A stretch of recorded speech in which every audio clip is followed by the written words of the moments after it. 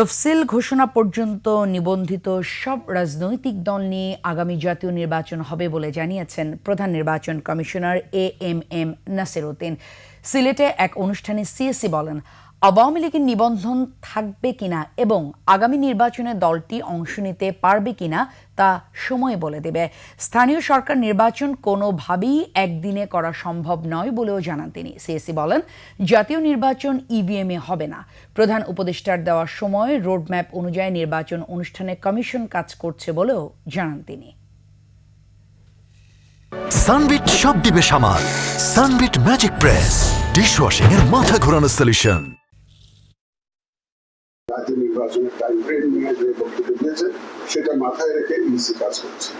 আমরা আমাদের সেই কাজ চালিয়ে যাচ্ছি আর ওনার বক্তব্য অনুযায়ী যাতে আমরা নির্বাচন করতে পারি সে লক্ষ্যে আমরা কাজ করে যাচ্ছি। এই সবগুলো নির্বাচন একদিনে করার যে এটা একটা আমাদের জন্য আদৌ গ্রহণযোগ্য একটা সুপারিশ নয়, এটা বাস্তবায়নযোগ্য নয়।